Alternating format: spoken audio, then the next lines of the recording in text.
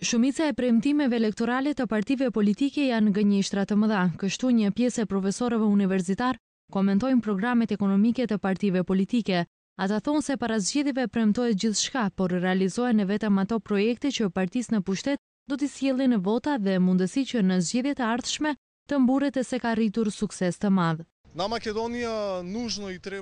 Maqedonia mos ka nevojë për të rindërtuar rrugët që duhet të jenë prioriteti i qeverisë së ardhshme, pa marrë parasysh se cila do jetë. Në vend që të reklamohemi si një vend me fuqi të lirë pune dhe të huaj të paguajnë paga të ulta punëtorëve, qeveria duhet me anë të infrastrukturës rrugore të tërheqë investitorët, e jo në dëm të punëtorëve të tërheqë investimet të huaja. Ka edhe premtime antikushtetuese si propozimi i VMRO-DPM-s për shlyerjen e borxheve të rasteve sociale dhe për familjet ku të ardhurat janë deri në 156.000 denar në vit. Profesori Osman Kadriu tha se kjo mund të bie në gjykatën kushtetuese dhe qytetarët të jenë të mashtruar. Atëherë natyrisht mund të presim që do të jetë edhe logjikshme dhe natyrshme, bile edhe arsyeshme, që edhe qytetarët tjerë në kohën e ardhshme pro futuro të mos bëjnë pagesën e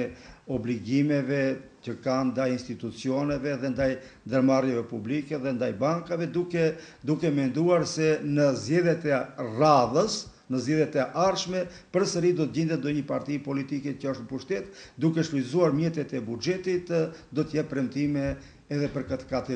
kategorinë e dytë, që edhe ato të çlirohen. Prandaj të lirohen domethënë edhe të shlyhen në borxhet e tyre dhe të dhanat e tyre që kanë ndaj ndërmarrjeve publike dhe ndaj shtetit ndërsi. Ndryshe, disa parti kanë premtuar 100.000 vende pune në 4 vitet e ardhshme, tatim të nivelizuar prej 10% për të gjithë qytetarët, uljen e TVSH-s për produktet për foshnjat, për mjete shkollore, për ushqim për kafshët, nivelizim të sanksioneve kundërvajtëse për kompanit në bazë të fuqisë së tyre ekonomike, ndihmë financiare prej 30.000 denar për kujdes të fëmijëve, një vit pushim të paguar të pushimit të lindjes, ndalesë për turne nate për gra 7 zëna dhe nëna me fëmijë deri në 6 vjeç.